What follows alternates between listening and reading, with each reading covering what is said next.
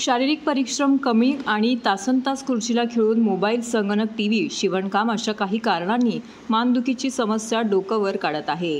Thane civil रुग्णालयातील भौतिकोपचार व व्यवसायोपचार विभागात उपचार घेण्यासाठी येणाऱ्या रुग्णांमध्ये 40% तरुण मानदुखीने ग्रासलेले आहेत. त्यामुळे चक्कर येणे, हाताला मुंग्या, हाताची पकड कमी अशी लक्षणे दिसून येत आहेत. अवेळी जेवण, अपुरी झोप, व्यायामाचा अभाव, सतत मोबाईल, संगणक वापरणे याचा शरीरावरती विपरीत परिणाम होताना दिसून येतोय.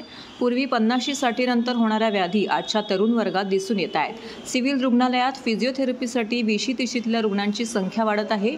जिल्हा शल्यचिकित्सक डॉक्टर कैलास पवार, अतिरिक्त जिल्हा शल्यचिकित्सक डॉक्टर धीरज महागडे, अस्थितज्ञ डॉक्टर विलास साळवे यांच्या मार्गदर्शनाखाली भौतिकोपचार व व्यवसायोपचार विभागातील रुग्णांवरती उपचार केले जात असून या रुग्णांमध्ये 40% मानदुखीचे रुग्ण 16 ते 30 वयोगटातील आहेत, अशी माहिती भौतिक उपचार तज्ज्ञ डॉक्टर ज्ञानेश्वर सलगर यांनी दिलेली आहे.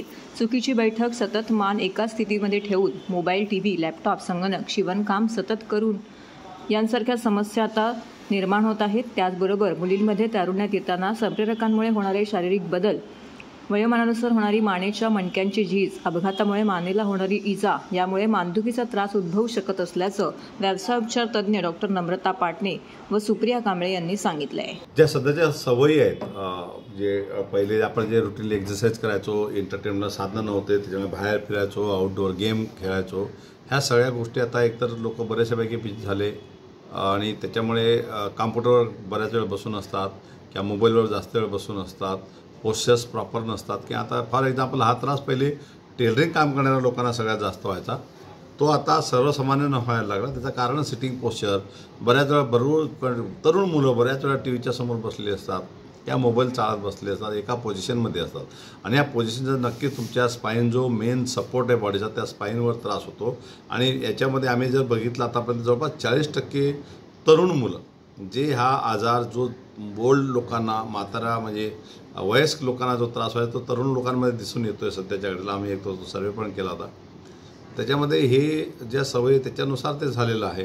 दुसरी गोष्ट की सनला एक्सपोज नाही होत, मुलं रूममध्ये बसलेली असतात, विटॅमिन डीची कमी पडते, डाएट प्रॉपरली नसतं, फास्ट फूड्स खायला लागले, पॅक फूड खायला लागलेत, ह्या सगळ्या गोष्टी नक्कीच आणि याच्यामध्ये सगळं प्रिझर्वेटिव्ह असतात. त्याच्या ह्या परिणाम होऊन मानेचा दुखण्याचा प्रकार नक्कीच आमच्या लक्षात आला की तो सध्याच्याकडे जास्त आहे. तर मी आणि त्याच्यावर आता आपण फिजिओथेरपी करतो, फिजिओथेरपीनंतर रिलीफ मिळतं, परंतु आम्ही काही लोकांचं असंही बघितलं की रिलीफ झाल्यानंतरही काही दिवसानंतर ते परत येतात, कारण ते सवयी सोडत नाही. तर याला मेनली तुम्हाला एक सवयी लावून घेणं, एक्सरसाइज डेली करायला पाहिजे, डाएट प्रॉपरली पाहिजे, तुम्ही सनलाईटला एक्सपोज व्हायला पाहिजे आणि जे एका कॉम्प्युटरवर दिवसभर बसून जे काम करतात, आता वर्क फ्रॉम होमच्या नावाखाली लोक कॉम्प्युटरवर लिटरली 20-20 तास बसून काम करतात ऑफिसचे. ह्या सवयी चुकीच्या आहेत. तुमच्या बॉडीच्या रिक्वायरमेंटनुसार आपण कामं करायला पाहिजे. हे जर सगळ्यांना लक्षात घेतलं तर याच्यापासून आपण नक्कीच आपल्याला मुक्तता मिळेल, नाहीतर प्रश्न खूप गंभीर आहे.